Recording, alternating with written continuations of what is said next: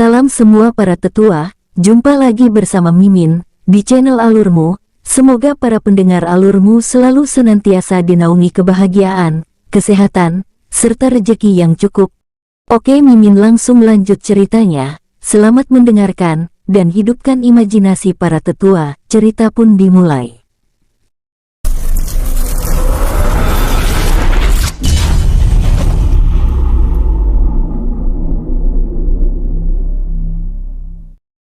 Lin Feng, aku ingin melakukan latihan tertutup selama 1 bulan, dan sementara semua urusan kuserahkan padamu dan Tetua Agung, ucap Mo Lin.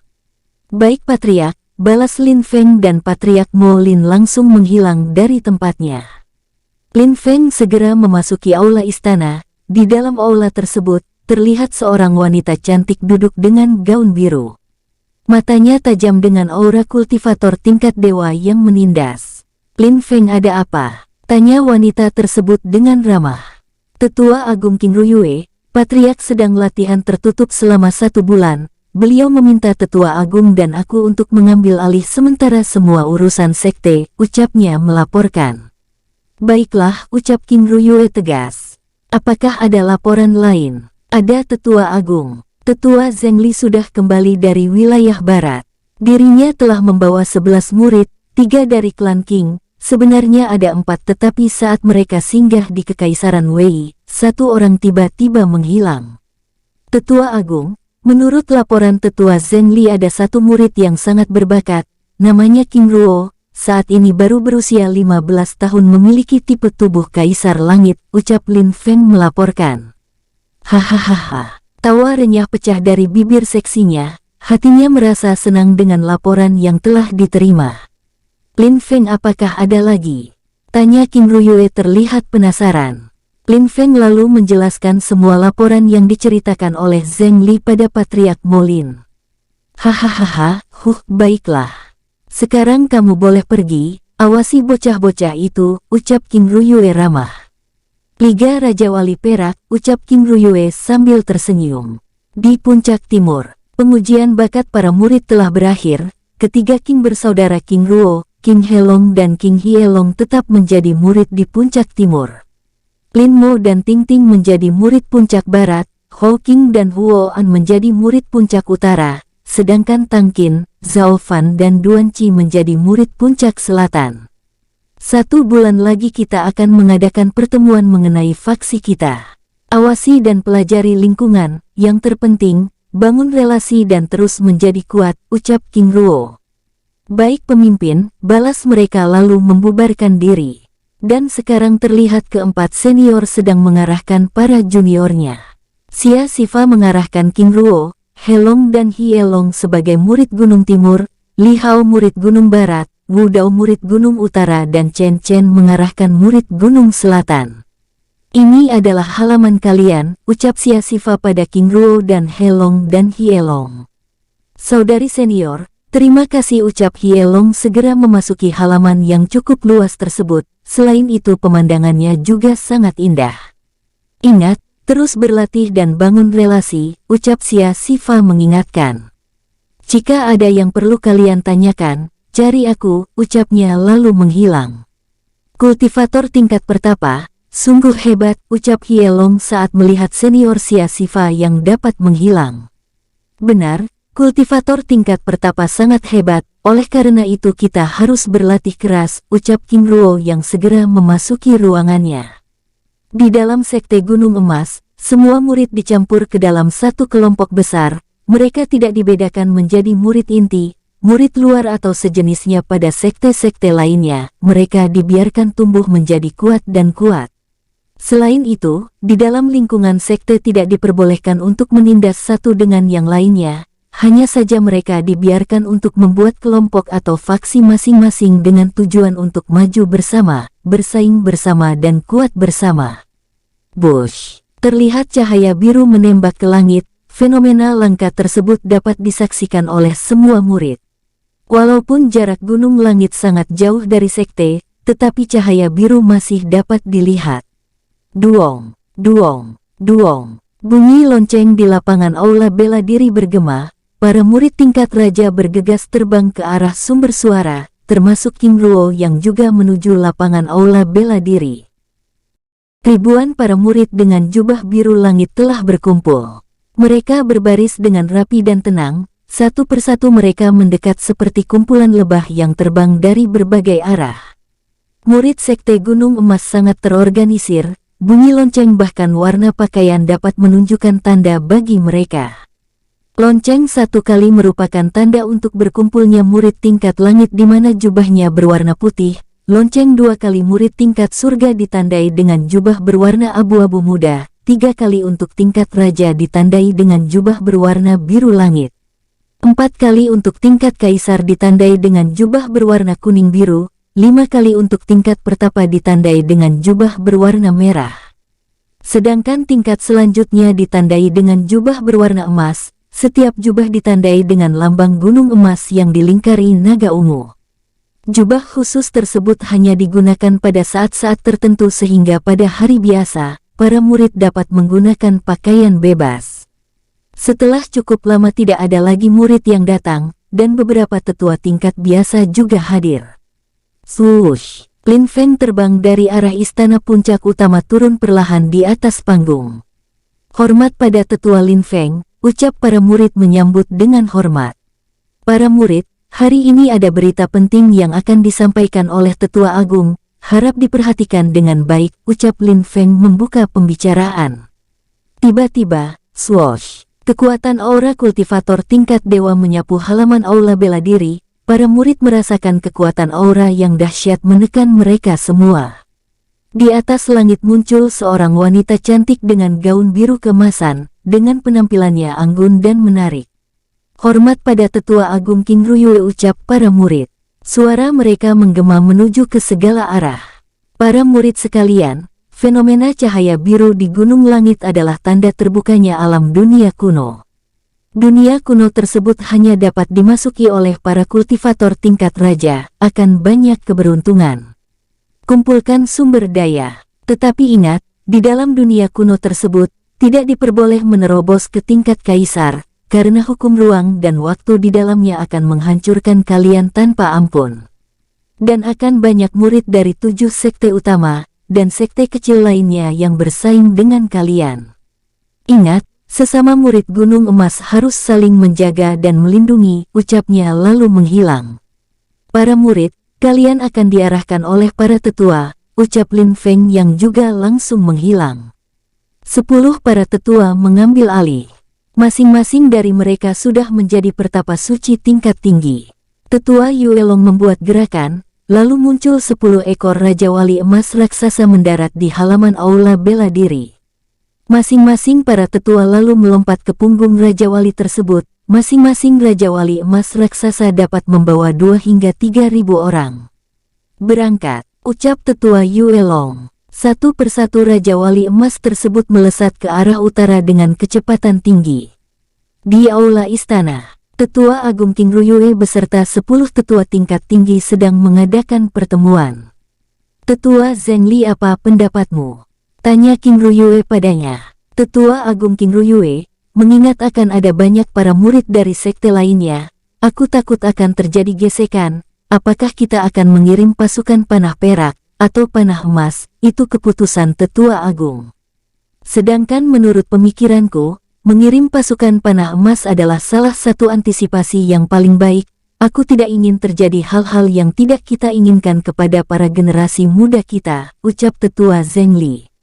Lalu bagaimana menurut para tetua lainnya? Aku setuju, ucap tetua Lai Chong dan tetua Zhen Zhen. Aku juga setuju, ucap Lin Yu disertai anggukan para tetua lainnya. Berapa banyak yang akan kita kirim? Tanya King Ruyue. Aku rasa 1.500 itu lebih dari cukup, ucap tetua Mang Chen yang diikuti tetua lainnya. Baiklah jika demikian, tetua Lin Feng, pimpin 1.500 pasukan panah emas. Ucap tetua agung. Baik tetua agung, balas Lin Feng lalu menghilang. Sekte Gunung Emas memiliki pasukan elit yang terdiri dari 3 tingkatan, yaitu pasukan panah perak, panah emas dan panah hitam. Pasukan panah perak merupakan para kultivator tingkat pertapa, pasukan panah emas adalah para kultivator tingkat spiritual, sedangkan panah hitam adalah para kultivator tingkat dewa. Selain pasukan elit, Sekte Gunung Emas juga memiliki pasukan biasa, yaitu pasukan panah angin. Pasukan tersebut diisi para kultivator tingkat kaisar. Mereka bertugas sebagai penjaga di seluruh wilayah Sekte Gunung Emas. Setelah mereka naik ke tingkat pertapa, maka mereka dipromosikan menjadi pasukan panah perak dan seterusnya. Pasukan panah angin di setiap kelompoknya terdiri dari 20 orang yang dikomandani oleh satu orang dari pasukan perak. Pasukan panah perak di setiap kelompoknya terdiri dari 50 orang, dikomandani oleh satu orang dari pasukan panah emas. Demikian juga dengan pasukan panah emas, 100 orang dikomandani oleh satu orang dari pasukan panah hitam, sedangkan untuk pasukan panah hitam dipimpin langsung oleh patriark atau tetua agung. Dengan adanya pasukan panah angin, keamanan di seluruh Sekte Gunung Emas sangat terjamin. Aturan Sekte Gunung Emas melarang keras para murid di bawah tingkat kultivator kaisar sebagai penjaga. Para murid tingkat langit, tingkat surga dan tingkat raja merupakan kelompok bawah yang harus dijaga dan dipelihara. Setelah semua tetua telah undur diri, King Ruyue dan Zheng Li lalu melanjutkan pembicaraan mereka. Sudah hampir setengah hari, tetapi tempat tujuan kita masih belum terlihat, ucap salah satu murid. Menikmati perjalanannya, King Ruo duduk sambil berkultivasi untuk mengkonsolidasi pondasinya. Tindakannya menjadi perhatian beberapa pasang mata termasuk tetua Maung On, yang memimpin rombongan tersebut melihat tindakan King Ruo. Beberapa murid juga ikut berkultivasi. 500 km di atas para murid kultivator tingkat raja, 3 pedang raksasa terbang mengimbangi kecepatan Raja Wali Emas tersebut. Di atas ketiga pedang raksasa tersebut, masing-masing membawa 500 orang dari pasukan panah emas yang dipimpin oleh Lin Feng. Di wilayah barat benua teratai biru, eksistensi para anggota pasukan panah emas sebagai kultivator tingkat spiritual sudah dianggap sebagai dewa yang tidak dapat dijamah. Tetapi di jantung benua biru, keberadaan mereka sangat umum, dan dapat dijumpai dalam jumlah yang banyak pada setiap sekte-sekte besar yang ada di jantung benua tersebut. 2 hari perjalanan, akhirnya Raja Wali Emas menukik ke sebuah daratan luas. Tampak di bawahnya sudah banyak berkumpul para murid dari sekte-sekte lain.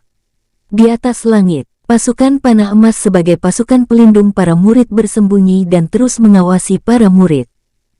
Di bawah kaki gunung langit telah berkumpul ribuan murid dari berbagai sekte besar, sekte kecil, dan klan independen lainnya. Mereka membuat kelompoknya masing-masing sehingga dengan mudah diketahui. Melalui arahan tetua Yue Long dan tetua lainnya, 10.000 murid tingkat raja dari Sekte Gunung Emas juga membentuk kelompoknya. Jubah biru langit dengan lambang gunung emas yang dilingkari naga ungu menjadi ciri utama mereka. King Ruo berbaris dengan rapi.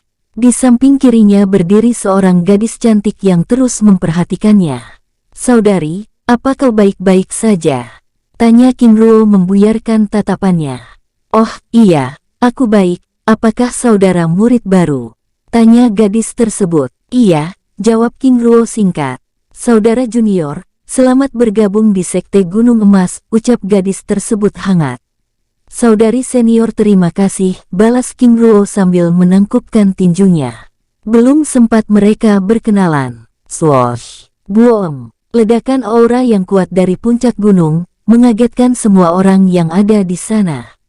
"Gerbang telah terbuka, bersiap-siaplah. Ingat perintah tetua agung King Ruyue," ucap Yue Long mengingatkan. "Siap tetua," jawab para murid. "Baiklah, kalian semua berangkatlah, dan ingatlah selalu berhati-hatilah," ucap tetua tersebut memberikan nasihat. Dari langit, tampak puluhan ribu para murid bergerak memasuki dunia kecil kuno seperti lebah yang terbang menuju sarangnya. 1 jam kemudian, akhirnya kaki gunung langit menjadi sepi kembali. Hanya ada para tetua yang tertinggal. Tetua Yue Long dan tetua lainnya lalu mencari tempat untuk menunggu para murid keluar dari dunia kuno tersebut.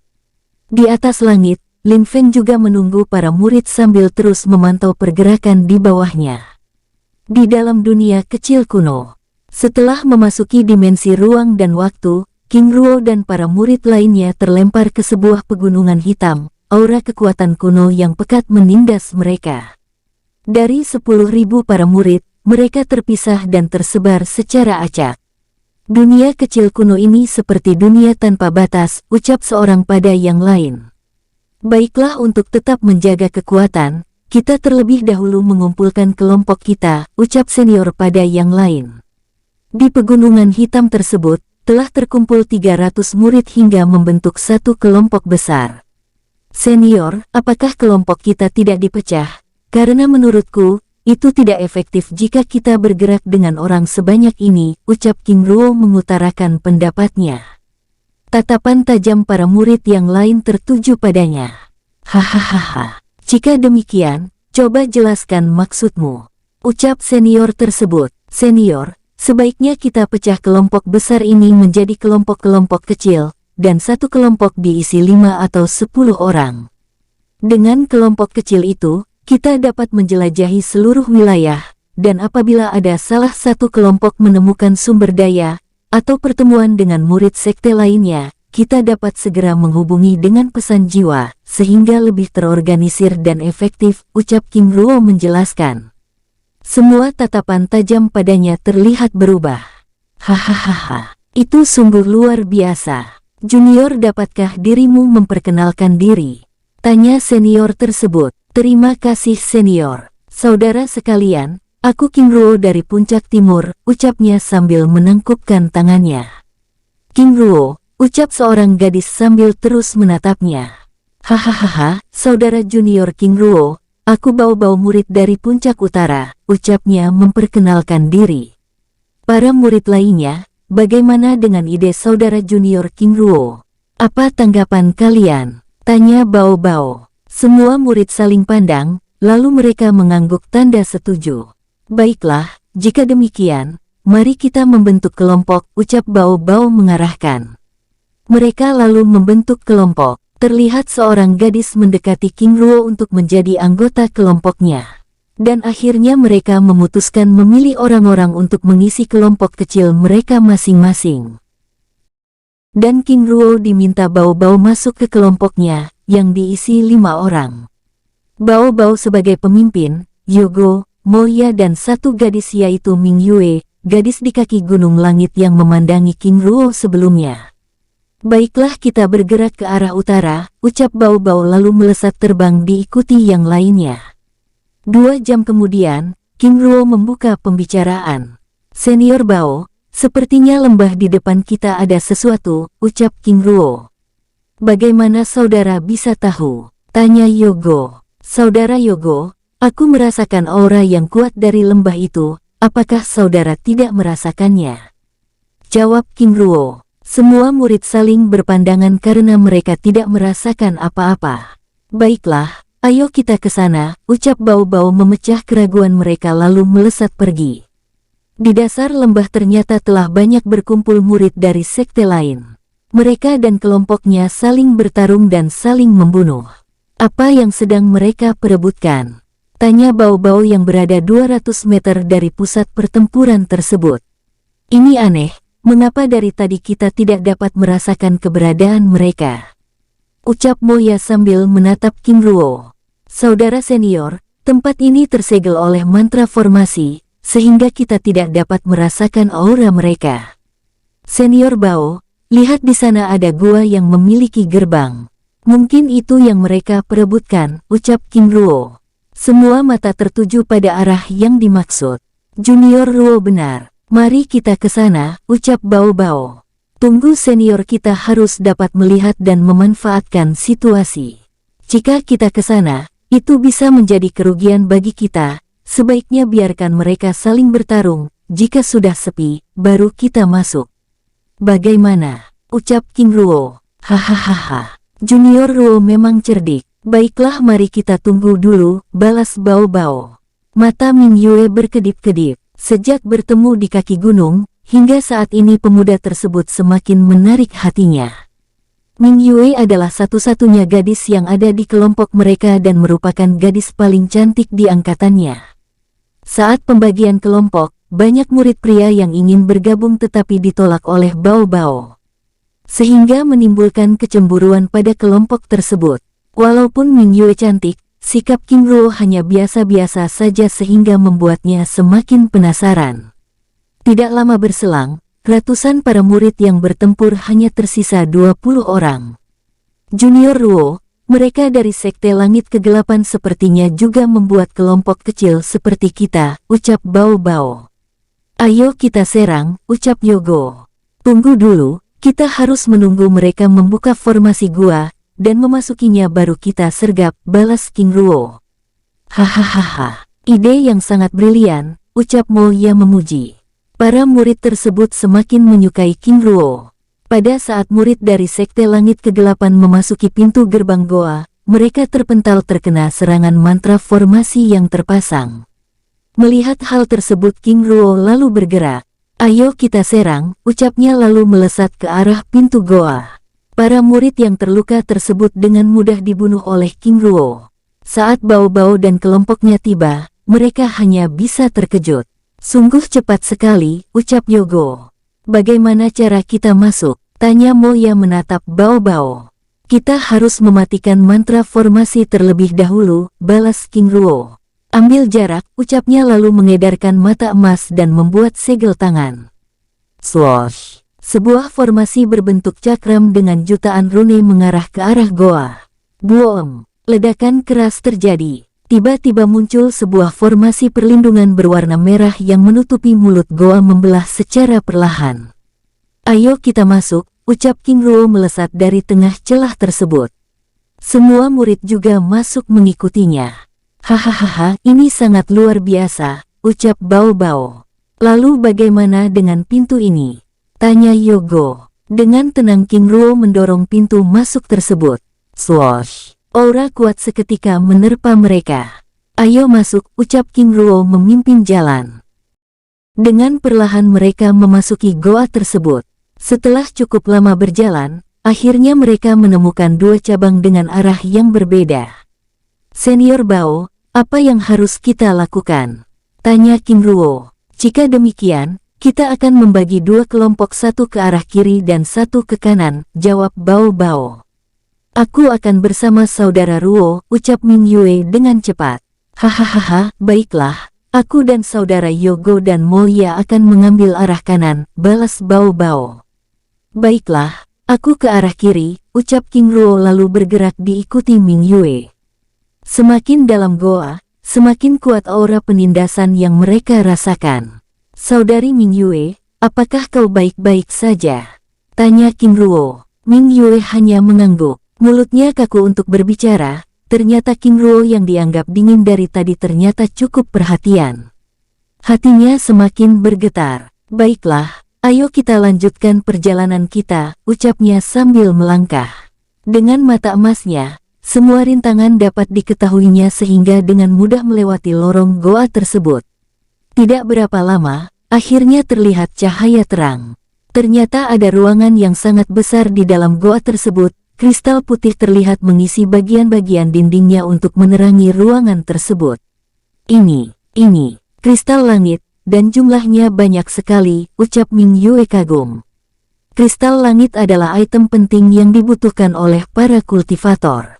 Tanpa adanya kristal tersebut, mereka akan kesulitan maju ke tingkat selanjutnya. Kristal langit mengandung kekuatan langit yang cukup besar, sehingga jika dipadukan dengan kristal jiwa dapat menciptakan keseimbangan kekuatan langit dan bumi. Hahaha, ini sangat luar biasa, ucapnya senang. Saat dirinya akan mengambil kristal tersebut, King Ruo menghentikan langkahnya.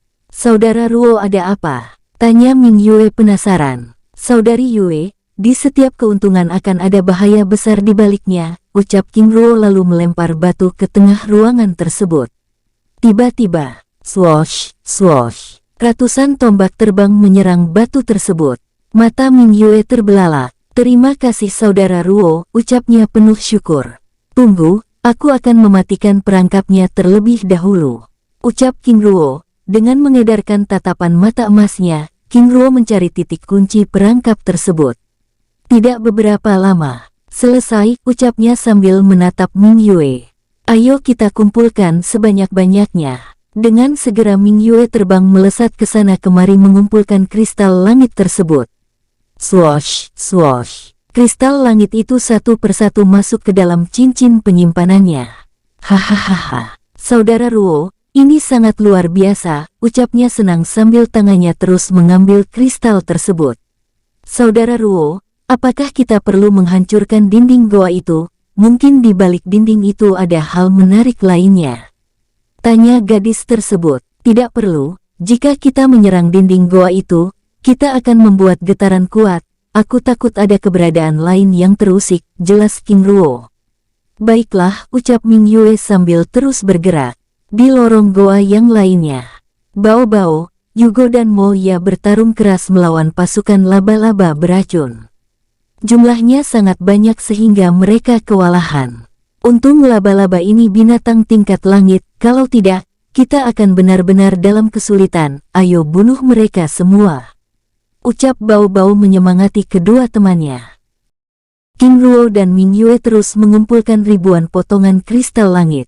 Wush, gur, gur. Tiba-tiba dinding goa bergetar. Apa yang terjadi? Tanya Ming Yue. Tidak beberapa lama, muncul ratusan monster laba-laba hijau beracun dengan ukuran yang sangat besar yang semakin lama semakin banyak. Saudari Yue, kumpulkan kristal langit sebanyak-banyaknya. Aku akan menahan para laba-laba itu, ucap King Ruo lalu melesat ke arah lorong. Swoosh. Phoenix emas muncul lalu membentuk ratusan tombak dengan kekuatan petir melesat ke arah para laba-laba tersebut. Wush, wush, boom, boom. Ledakan keras menghancurkan para laba-laba tersebut. Semakin lama semakin banyak, mulai dari binatang tingkat langit lalu menjadi tingkat surga bahkan laba-laba tingkat raja. Mulut goa tersebut dipenuhi oleh pasukan laba-laba. Ming Yue yang melihat kekuatan King Ruo hanya bisa terkagum-kagum sambil mengumpulkan kristal langit. Jika itu adalah dirinya, pasti dia akan kesulitan.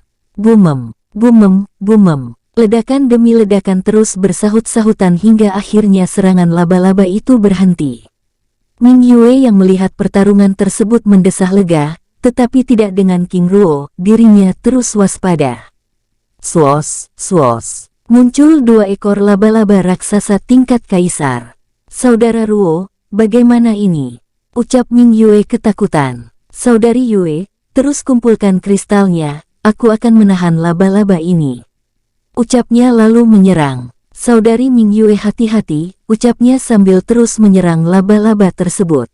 Tembakan beracun dan jaring-jaring laba-laba terus bertabrakan dengan tombak Phoenix.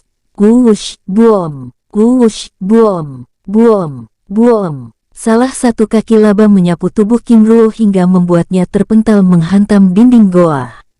Ah, boom. Teriaknya menahan tubuhnya yang terasa sakit. Jika tidak dibantu dengan armor langit, serta dengan kekuatan fisiknya, serangan laba-laba tingkat kaisar itu mungkin sudah menghancurkan tubuhnya. Saudara Ruo, ucap Ming Yue dengan cemas. Jika King Ruo saja sudah tidak mampu melawan, lalu bagaimana dengan dirinya? Setelah menyeka darah dari bibirnya, dengan segera King Ruo berdiri kembali. Baiklah, kali ini aku akan serius, ucapnya bersemangat. Swoosh. Dirinya terbang menghampiri laba-laba tersebut sambil membuat segel tangan, muncul tapak putih keemasan menampar laba-laba tersebut. Pukulan tapak yang sering digunakan oleh King Ruo merupakan teknik tingkat dewa. Ada 4 bentuk pukulan tapak tersebut. Pertama tapak emas, kedua tapak biru keemasan, ketiga tapak putih keemasan dan yang terakhir adalah tapak hitam keemasan. Wush, boom. Tubuh laba-laba tersebut hancur. Hahaha, ternyata tidak terlalu menarik, ucapnya lalu menyerang laba-laba lainnya. Wush, boom. Ledakan keras meremukkan tubuh raksasa laba-laba tersebut. Ming Yue yang tadinya cemas kini kembali terkagum. Sebenarnya seberapa kuat orang ini, batinnya. Dari dinding goa yang hancur akibat serangan laba-laba tersebut muncul ribuan kristal jiwa. Berarti ini adalah tambang kristal langit, ucapnya. King Ruo lalu membuat segel tangan dan menyerang sekitar dinding goa tersebut. Wush, wush, boom, boom. Ledakan terus menggetarkan dinding goa sehingga merobohkan dinding goa. Di lantai goa, kristal langit menumpuk dan bertaburan. Ayo kita kumpulkan, ucapnya. Swoosh, swoosh. Dalam waktu yang singkat semua kristal langit itu terkumpul. Baiklah kita lanjutkan perjalanan, ucapnya. Setelah semua kristal telah terkumpul, mereka melanjutkan langkahnya menuju lorong di mana laba-laba keluar sebelumnya. Setelah cukup lama berjalan, dia melihat Bao-Bao dan yang lainnya sedang kewalahan bertarung melawan para monster laba-laba. Saudara Ruo, bantu kami, ucap Bao-Bao yang kelelahan. King Ruo langsung melesat menyerang laba-laba tersebut. Istirahatlah saudara, biar aku yang menanganinya, ucapnya pada Bao-Bao. Phoenix emas muncul lalu berubah menjadi ratusan tombak dengan kekuatan petir melesat seperti panah ke arah para laba-laba tersebut. Wush, wush, boom, boom, boom. Satu persatu laba-laba tersebut dengan mudah dihancurkan. Bao-Bao, Moya dan Yogo yang telah terkapar kelelahan menatap takjub sambil berusaha memulihkan diri. Monster laba-laba tingkat raja sungguh seperti daging lembek di hadapannya. Sungguh pemuda monster, ucap Bao-Bao menatap King Ruo kagum. Pulihkan diri dulu, kita akan terus ke dalam karena pasti banyak barang berharga, ucap King Ruo pada yang lain sambil menyerahkan 100.000 kristal jiwa masing-masing dari mereka untuk diserap. Keempat orang itu terkejut. Jumlah kristal jiwa yang diberikan oleh King Ruo sungguh di luar pendapatan tahunan mereka. Di Sekte Gunung Emas, per bulan setiap murid dari tingkat raja hanya mendapatkan 1000 kristal jiwa, sehingga dalam 1 tahun mereka hanya dapat mengumpulkan 12.000 kristal jiwa. Melihat jumlah yang diberikan King Ruo membuat mereka ternganga. Seberapa kaya bocah ini? Batin mereka. Apakah ada yang salah? Tanya King Ruo saat melihat reaksi mereka. Ah, tidak. Kami hanya kelelahan, ucap Bao-Bao lalu mengambil kristal jiwa dan menyerapnya. 1 jam kemudian mereka kembali melanjutkan perjalanan. Di luar goa, ratusan para murid dari berbagai sekte berkumpul. Mereka tidak lagi saling menyerang tetapi terus berusaha membuka mantra formasi pelindung. Para murid ahli formasi satu persatu mencoba keahliannya. Setelah cukup lama, formasi itu pun dapat dihancurkan. Hore, teriak mereka kegirangan lalu segera terbang ke arah goa. Wush, wush. Tiba-tiba, boom, boom, ledakan keras terjadi. Ratusan murid tersebut berubah menjadi abu. Apa? Semua mata terkejut. Mereka tidak menyangka akan ada mantra formasi lainnya. Ini formasi tingkat tinggi, ucap seorang pada yang lain. Bagaimana cara mematikannya? Jika dalam jarak 10 meter saja sudah memberikan serangan, ucap salah satu dari mereka. Pasti di dalam banyak barang berharga, ucap salah satu murid yang lain menyemangati untuk berusaha mematikan formasi tersebut. Yang tidak mereka ketahui adalah setelah King Ruo dan rombongannya masuk, King Ruo telah melemahkan formasi pertama, lalu dirinya menambahkan formasi tambahan kedua yang lebih kuat. Di dalam goa. Sepertinya ini adalah dasar dari goa, ucap King Ruo saat rombongannya memasuki sebuah ruangan raksasa. Ruangan tersebut tampak terang dengan ribuan kristal langit di dindingnya. Bao-Bao dan yang lainnya tampak bersemangat. Saat Moya akan melangkahkan kakinya, dengan segera tindakannya dihentikan oleh King Ruo. Saudara Moya, tunggu, ucapnya. King Ruo melempar batu ke tengah ruangan tersebut. Boom! Ledakan keras terjadi. Apa itu? Tanya mereka terkejut. Tiba-tiba entah dari mana muncul 8 ekor monster laba-laba. 2 diantaranya tingkat pertapa sedangkan yang lainnya pada tingkat kaisar. Sepertinya kita akan bekerja lebih keras, ucap King Ruo. Saudara Ruo, kita harus pergi. Mereka bukan tandingan kita, ucap Bao-Bao cemas. Yogo dan Moya juga sudah terlihat ingin mundur. Apakah kalian tidak menginginkan kristal-kristal itu? Tanya King Ruo. Tentu kami sangat ingin, tapi nyawa lebih penting dari kristal itu, ucap Moya. Saudara, segala sesuatu tentu ada harganya, ucap King Ruo. Tapi bagaimana caranya? Tanya Bao-Bao bingung. Kalian berempat alihkan perhatian para monster tingkat kaisar dengan cara melakukan serangan gerilya dari celah-celah dinding yang ada. Dan aku akan menyerang monster tingkat pertapa itu, jelas King Ruo. Tanpa menunggu persetujuan dari yang lain, King Ruo melesat menyerang monster tersebut. Wush, wush, buom, buom. Ledakan bersahut-sahutan saat dirinya terus menggempur monster tersebut tanpa henti. Melihat hal tersebut, mau tidak mau, Bao-Bao dan yang lain ikut terlibat menyerang. Perbedaan tingkatan kekuatan membuat mereka terlihat sangat kesulitan. Terutama King Ruo yang terus melawan monster tingkat pertapa. Tiba-tiba tubuhnya terbang menghantam dinding goa. Wush, buom, darah segar menetes dari bibirnya. Hahaha, bangsat, ternyata sangat menarik, ucap King Ruo lalu mengeluarkan pedang perak dari cincin spesialnya. Wush, selas, selas. Pedang perak menyerang ke arah titik mati laba-laba tersebut. Swoosh, pedang perak melesat terbang tepat ke tengah kepala laba-laba tersebut. Wush, buom. Sekali lagi King Ruo dibuat terbang. Pedang peraknya patah dan terlempar. Bao-Bao yang melihat kejadian tersebut sangat khawatir, terutama Ming Yue.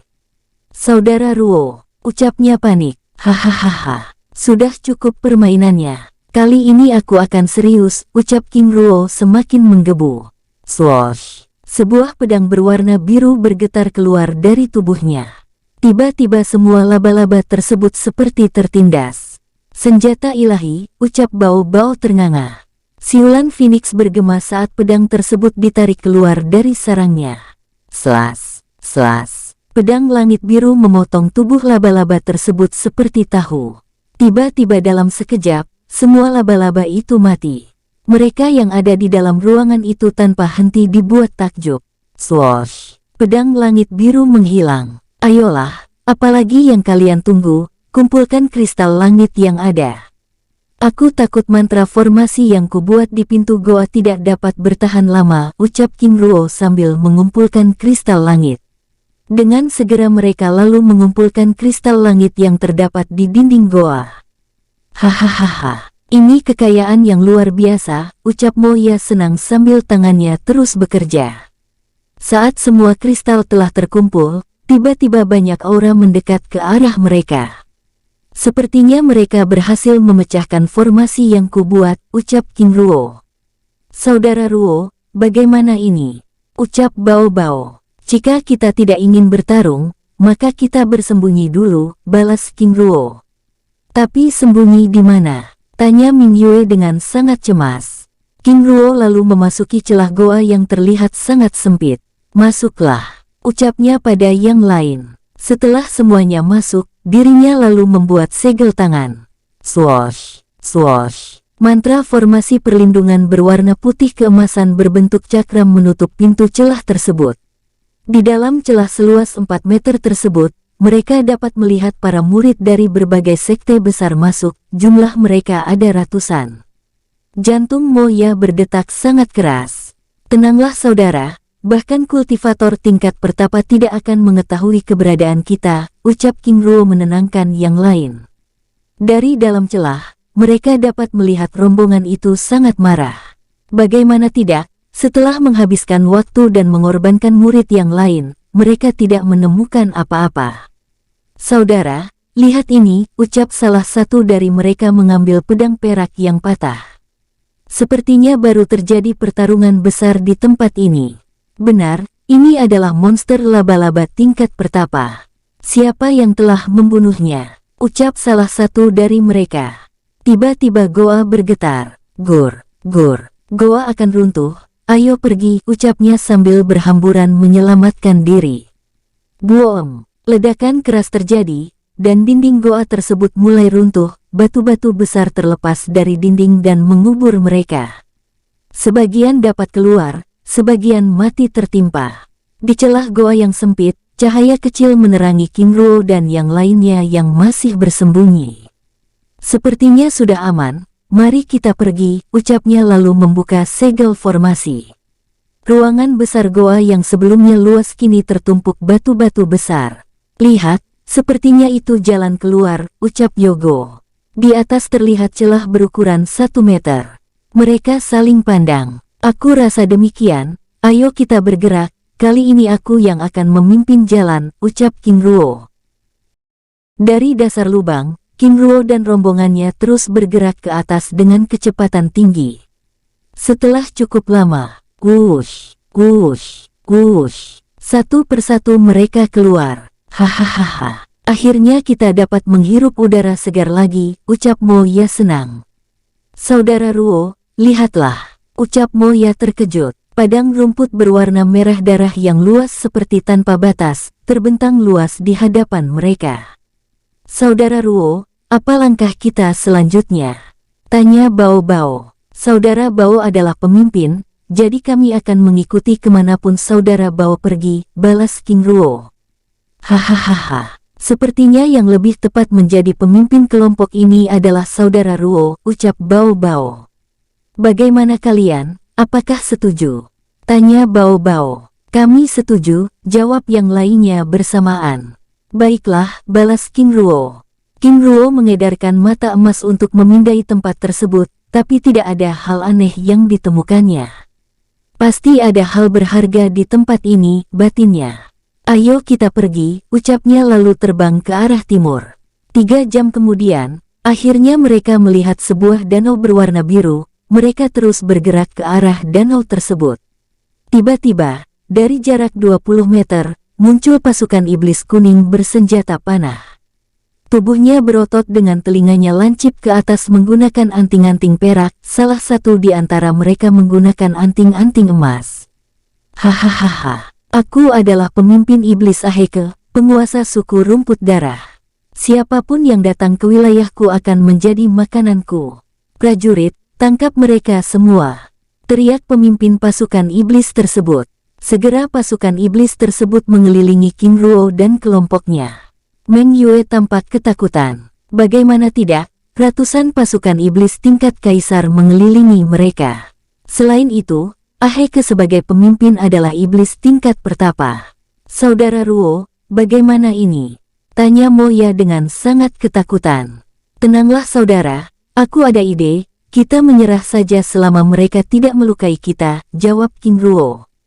Tanpa perlawanan, King Ruo dan kelompoknya ditangkap, mereka lalu digiring melewati dimensi lain. Di depan mereka sebuah istana megah berdiri.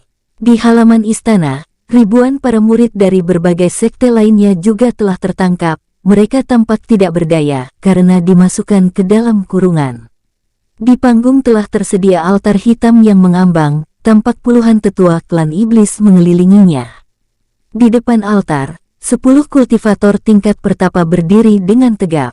Aku akhirnya paham, ternyata reruntuhan kuno ini sengaja dibuka untuk memanggil manusia agar memasukinya, supaya dapat dijadikan sebagai tumbal pengorbanan para iblis tersebut, ucap King Ruo menjelaskan.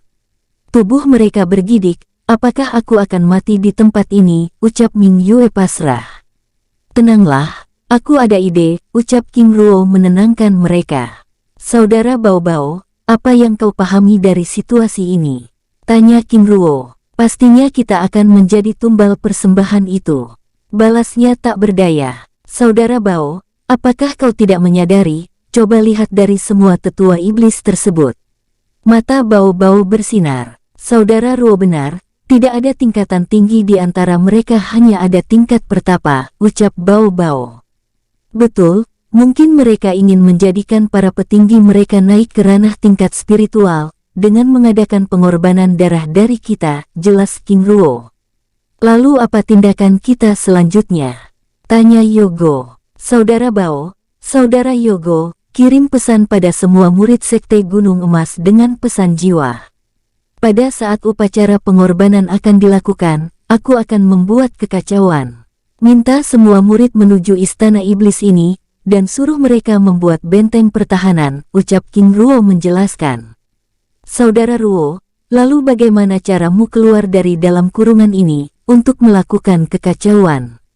Tanya Bao Bao. Itu mudah, aku akan menggunakan kristal jiwa yang kita dapat, dan menyerap kekuatannya, lalu aku akan dengan mudah hancurkan kurungan ini, balas King Ruo. Lalu bagaimana dengan pasukan panah yang begitu banyak? Tanya Ming Yue. Setelah aku tadi mengedarkan kekuatan spiritualku, aku bisa mengetahui kelemahan mereka, karena mereka adalah makhluk iblis kegelapan yang bodoh.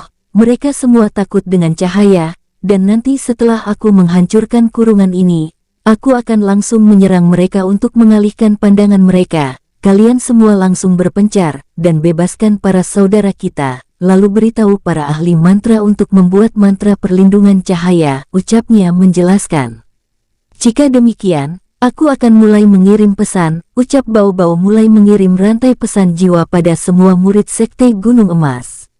Setelah 2 jam menunggu, salah satu tetua iblis tersebut mulai membuat ritual pengorbanan.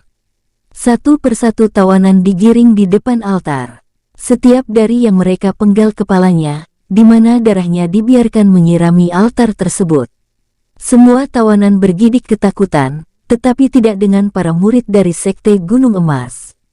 Mereka semua sedang menunggu momen kekacauan yang akan diciptakan oleh King Ruo. Boom! Tiba-tiba ledakan keras menghantam altar hitam tersebut. Seketika itu para tetua iblis rumput yang berada di sekitar altar, mereka dikirim terbang, lalu tampak seseorang menyerang 10 ranah tingkat pertapa yang berdiri di depan altar. Melihat tindakan King Ruo yang bertarung sendiri melawan 10 ranah tingkat pertapa tersebut, dan tiba-tiba ledakan terus bersahut-sahutan menghancurkan kurungan satu persatu. Buom, buom, buom, buom. Manusia rendahan sialan, tangkap dan bunuh mereka semua. Teriak Aheke dengan marah, segera panah-panah perak terbang seperti hujan ke arah kandang. Buom, mantra perlindungan cahaya menghalau serangan tersebut. Kekacauan benar-benar mengaduk tempat itu, sehingga murid dari sekte lain juga melakukan perlawanan. Ledakan keras bersahut-sahutan bergema ke segala arah, secara teratur para murid sekte Gunung Emas bergerak mundur ke arah istana. Aheke mengamuk membunuh siapa saja yang ada di hadapannya, sambil mendekati King Ruo. Bao Bao, Moya, Yogo dan Ming Yue bergerak ke arah istana mengarahkan para murid lainnya. Segera buat formasi pertahanan, teriak Bao Bao keras. Para murid segera membuat formasi pertahanan cahaya yang ternyata sangat efektif. Selain itu, untuk menguatkan serangan formasi, para murid mengerahkan tenaga dalamnya untuk menguatkan formasi tersebut. Murid dari sekte lain menerima pembantaian sepihak, karena pasukan suku klan iblis rumput darah adalah para kultivator tingkat kaisar. King Ruo bertarung dengan keras. Pukulan demi pukulan beradu dengan serangan para musuh, menyebabkan ledakan keras. Wush, bumem, wush, bom. Dirinya terlempar ke arah istana lalu menghantam tiang bangunan utama.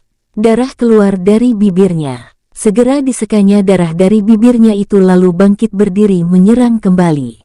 Para murid dari Sekte Gunung Emas yang melihat kejadian itu dibuat takjub, bagaimana tidak? Ranah tingkat raja melawan ranah tingkat pertapa, jika itu adalah mereka, pasti mereka sudah dihancurkan menjadi debu. Bao Bao hanya tersenyum, sambil terus menyemangati murid lainnya untuk tetap fokus dengan pertahanan cahaya. Sesekali formasi itu rusak karena diserang ranah tingkat pertapa, karena formasi itu hanya efektif untuk ranah tingkat kaisar. Wush, buom. Ledakan keras menghantam tingkat pertapa dan membunuhnya. Melihat hal itu, Aheke dan yang lainnya menjadi lebih berhati-hati. Ah, manusia rendahan, aku akan membunuhmu. Teriaknya marah. Bunuh dia, teriak Aheke dengan sangat marah memberi perintah. 5 pasukan ranah pertapa lalu mengepung King Ruo. Hahaha, hahaha. Ini sangat menyenangkan, ucap tawa King Ruo semakin menggila. Darah panas pertempuran bergejolak di jiwanya.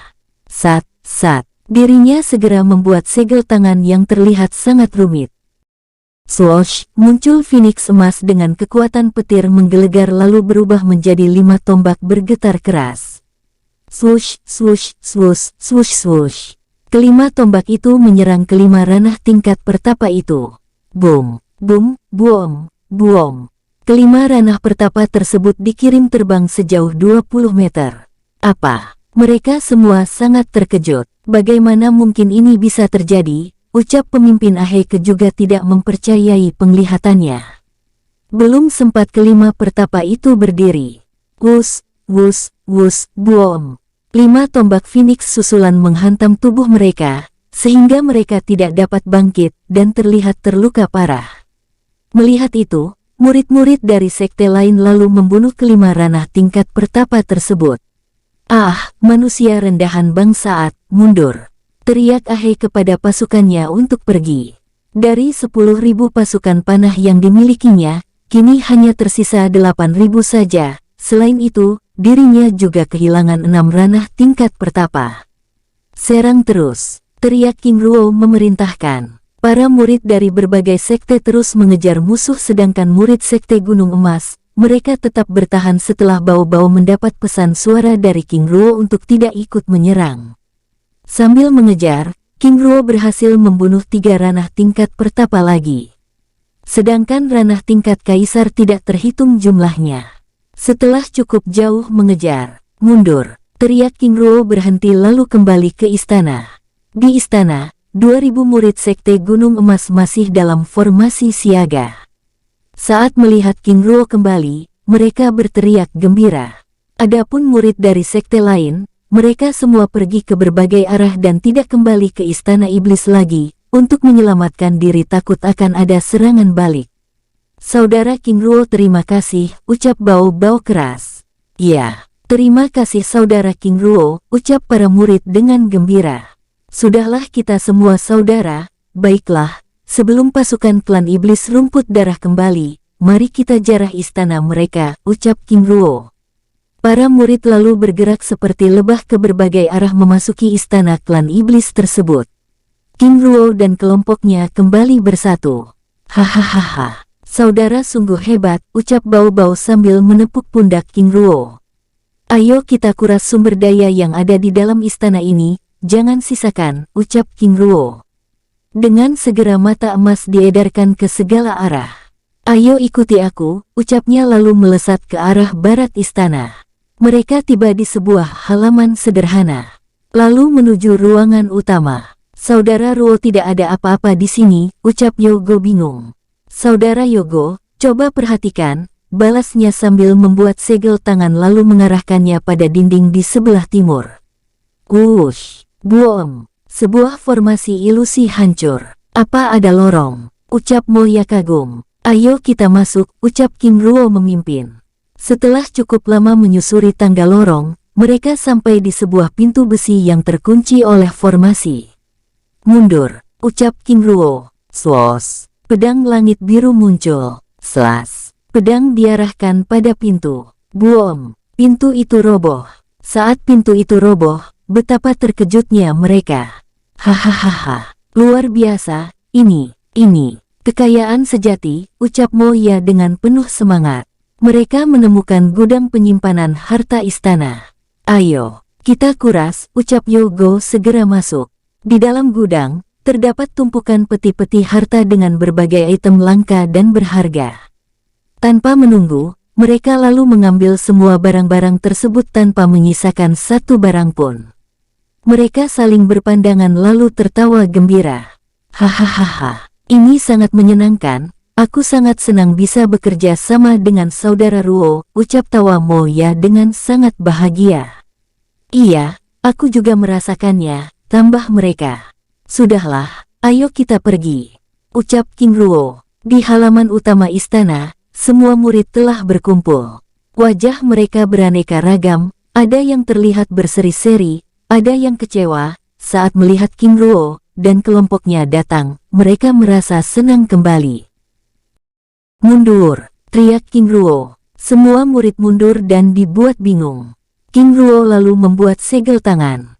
Tapak putih keemasan raksasa menampar keras bangunan istana tersebut. Wush! Boom! Ledakan keras menghancurkan istana tersebut. Saat debu-debu yang berterbangan hilang, tampak kristal langit bertaburan. "Ayo segera kumpulkan," ucap King Ruo. Semua murid segera berhamburan mengumpulkan kristal langit yang bertaburan. Tidak hanya itu, King Ruo juga menghancurkan semua bangunan yang ada di sekitar istana tersebut. Para murid sekte Gunung Emas menjarah semua kristal jiwa dan kristal langit dengan penuh semangat. Di sisi lain, King Ruo hanya menatap kerumunan tersebut dengan tersenyum puas. Dan Mimin geser ceritanya, "Tetua alurmu, di pegunungan selatan." Tidak, teriak Ahei kemarah. Semua pasukannya dibuat sangat terkejut. Yang mulia, ada apa? Tanya salah satu bawahannya. Istana utama kita telah dihancurkan, jawabnya marah. Apa? Bagaimana mereka melakukannya? Lalu kenapa mereka bisa melakukannya? Tanya komandan pasukan bingung. Sepertinya mereka mengambil kristal langit dan kristal jiwa yang terdapat pada dinding istana kita, jawab salah satu tetua. Yang mulia, apakah kita harus kembali? Tanya salah satu komandan. Bodoh. Apakah kau ingin dibantai? Lihat sisa pasukan kita. Teriak Ahei kemarah. Ternyata kita telah salah perhitungan. Walaupun aturan ruang dan waktu tidak memperbolehkan manusia luar dengan peringkat kaisar masuk, tetapi ranah tingkat raja mereka sangat kuat, ucap salah satu tetua sambil mendesah. Ayo terus bergerak ke selatan. Kita perlu menghubungi klan iblis air hitam, ucap Ahei lalu melesat pergi diikuti pasukannya. Di luar dunia dewa kuno. Sepertinya tanda-tanda portal dunia dewa kuno masih belum terbuka, ucap Yue Long. Apakah kita akan kembali ke sekte dulu? Tanya salah satu tetua. Aku rasa tidak, sebaiknya kita harus bersabar, ucap Yue Long sambil diikuti anggukan tetua yang lain. Di utara, seorang tetua dari sekte langit kegelapan terlihat tanpa bergerak sedikit pun dari posisi duduknya.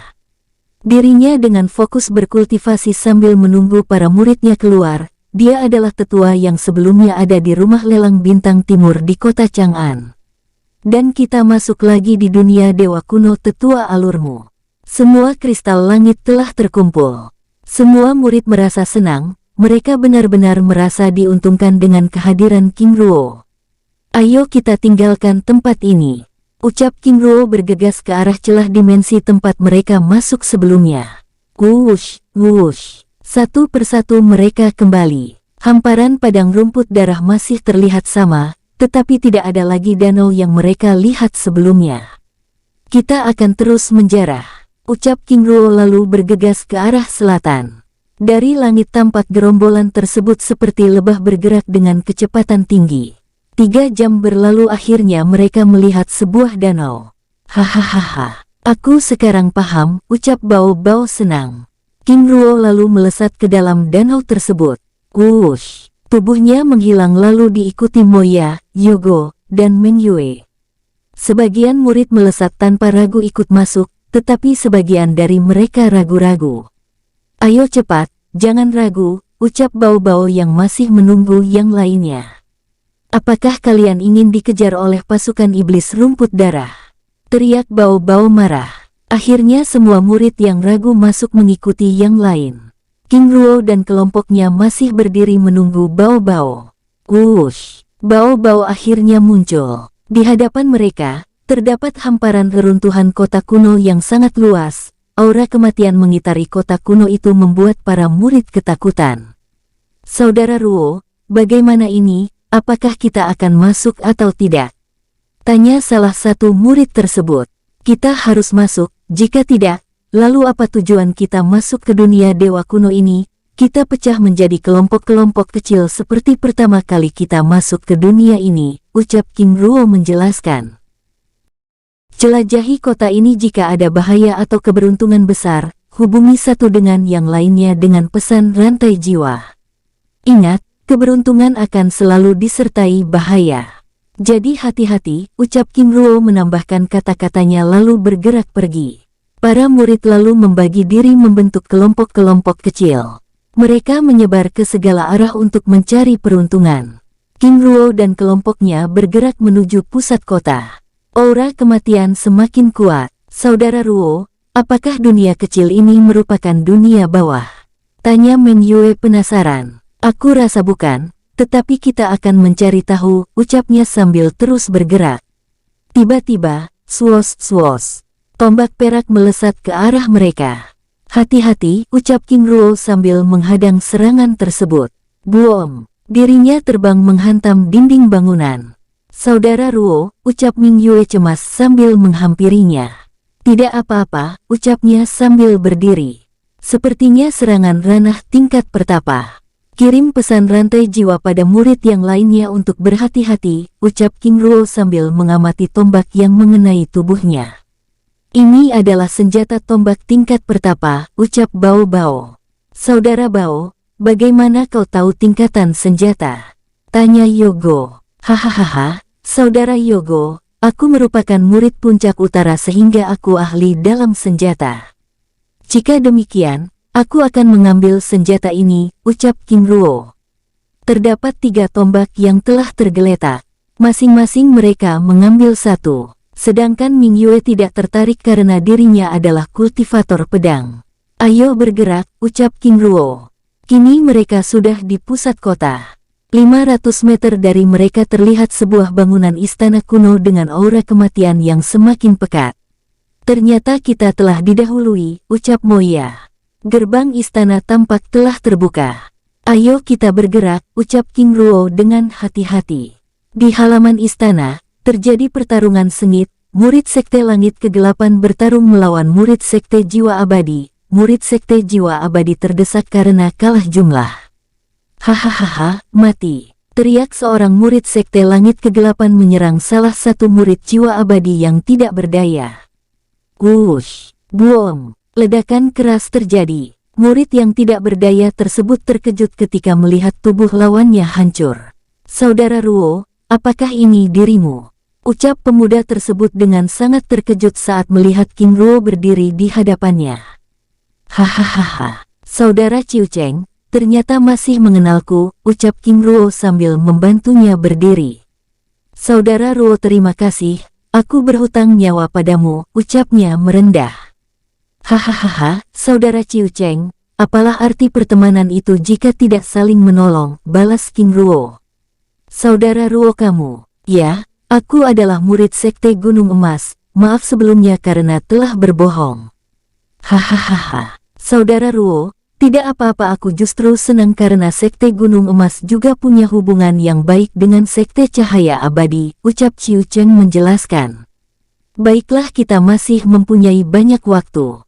Sebaiknya kita membersihkan murid Sekte Langit Kegelapan ini terlebih dahulu. 500 murid Sekte Langit Kegelapan, yang terus menyerang 50 murid Sekte Cahaya Abadi. Mereka menghentikan serangannya saat King Ruo dan kelompoknya memasuki arena pertempuran tersebut.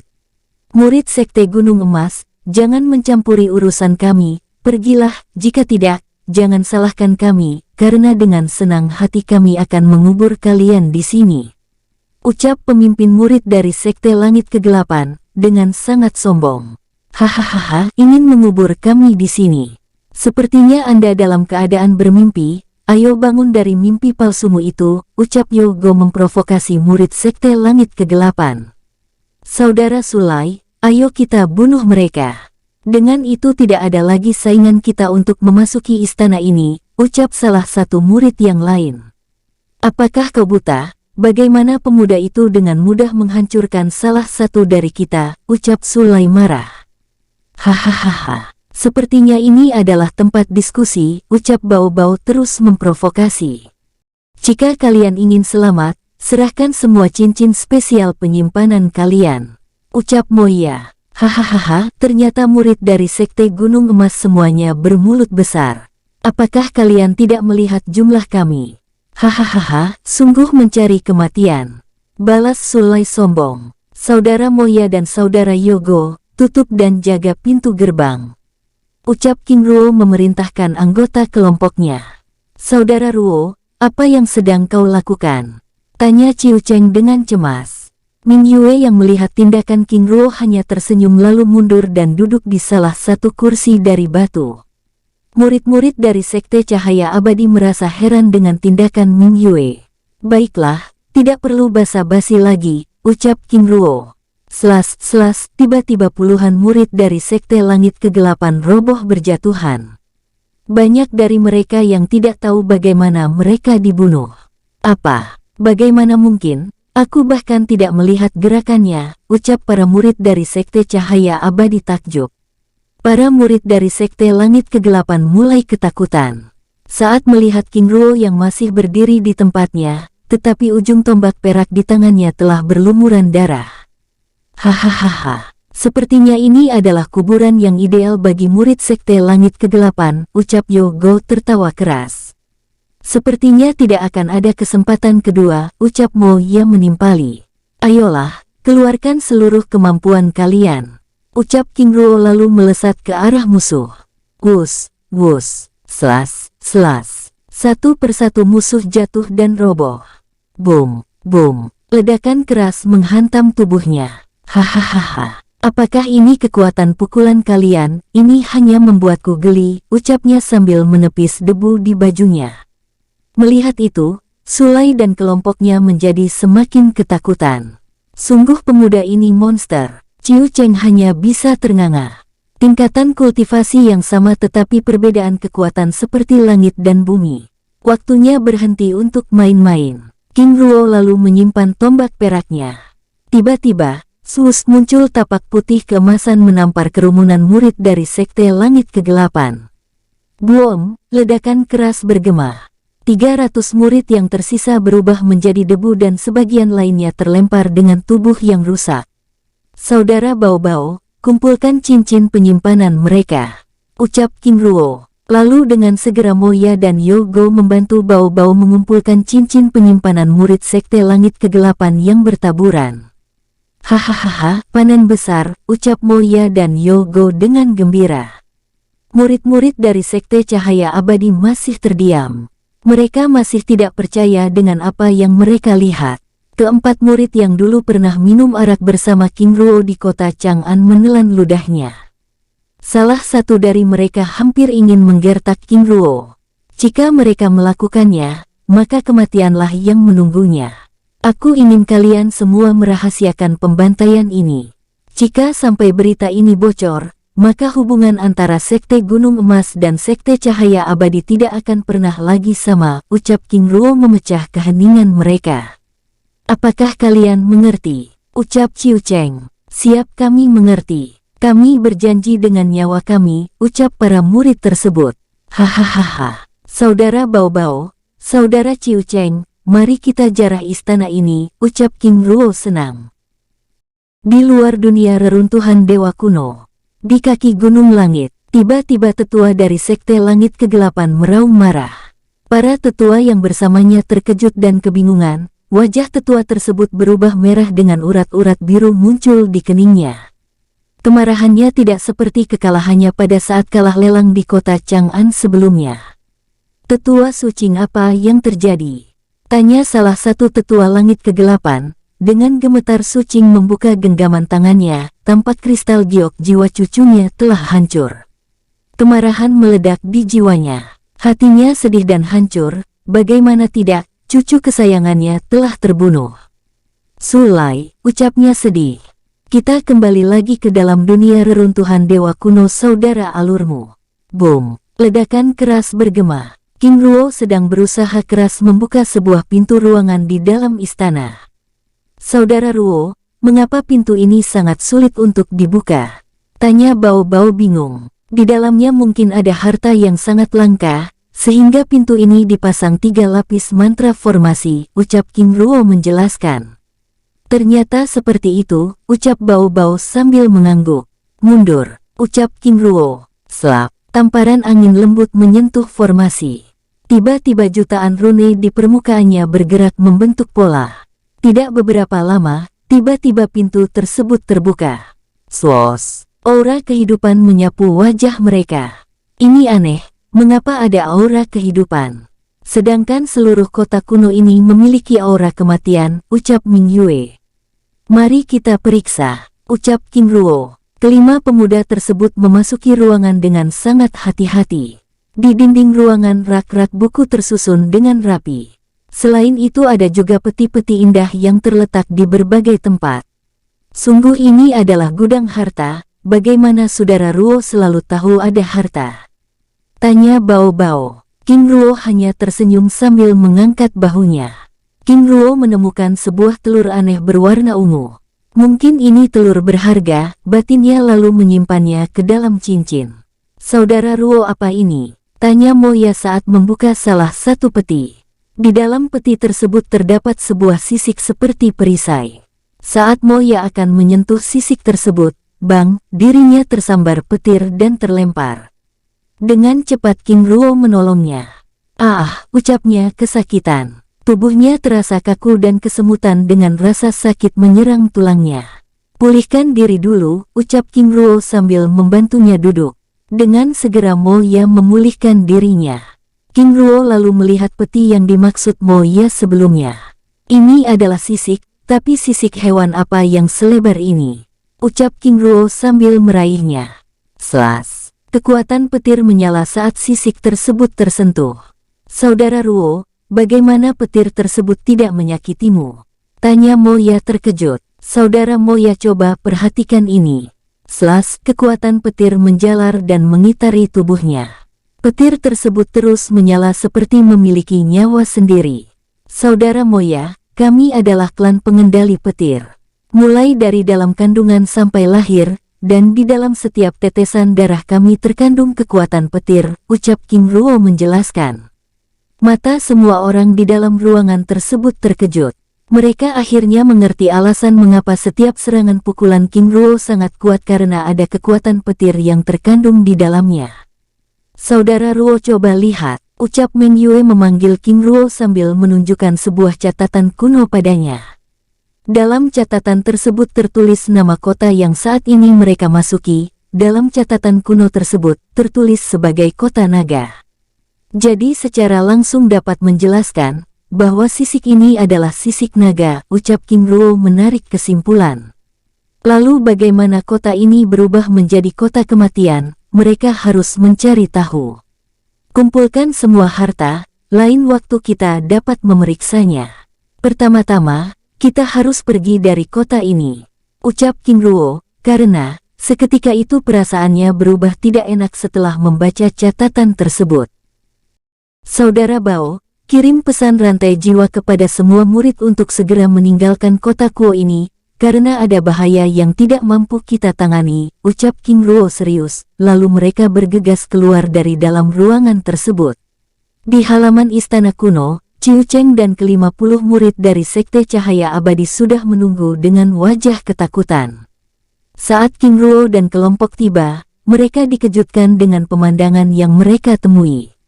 Saudara Ruo, tolong kami, ucap Qiu Cheng memohon pertolongan. Dengan cepat Ming Yue segera berlindung di belakang King Ruo. Di hadapan mereka telah berdiri 500 pasukan bertombak perak. Semuanya adalah ranah tingkat kaisar. 5 di antaranya adalah ranah tingkat pertapa. Yang membuat Qiu Cheng ketakutan adalah fisik mereka. Mata hitam pekat dengan sebagian tubuh yang tertutup sisik hitam. Selain itu, mereka juga memiliki tanduk di kepalanya. Mereka berdiri tanpa bergerak dengan sikap siap menyerang. Saudara Ruo, lihat tombak di tangan mereka, ucap Moya. Aku tahu, jawab King Ruo menatap tajam. Siapa kalian? Tanya King Ruo. Kami suku naga air, penguasa wilayah ini, jawab salah satu dari mereka yang bertindak sebagai pemimpin. Maaf jika kami masuk ke kota kalian dan merusaknya. Kami ingin pergi, jadi jangan halangi kami, ucap King Ruo sambil bergerak. Tiba-tiba semua pasukan tersebut bergerak maju. Ming Yue, Yogo dan semua orang menjadi ketakutan. Mereka tidak dapat menyembunyikan ketakutan mereka. Setelah jarak mereka cukup dekat, semua dari mereka tiba-tiba berlutut. Saudara, tolong kami, ucap pemimpin mereka dengan hormat. Qiu Cheng dan semua orang yang ada di halaman istana terkejut dengan sikap pasukan suku naga air tersebut. Akhirnya mereka paham alasan mengapa pasukan tersebut dari tadi tidak menyerang mereka. Hahaha, sebelumnya salah satu dari kalian hampir membunuhku. Lalu mengapa aku harus menolong kalian? Ucap King Ruo. Saudara, aku Tambon, pemimpin suku naga air, secara pribadi mohon maaf atas kesalahan salah satu dari orang kami, tetapi kami benar-benar memerlukan pertolongan saudara, ucap Tambon memohon.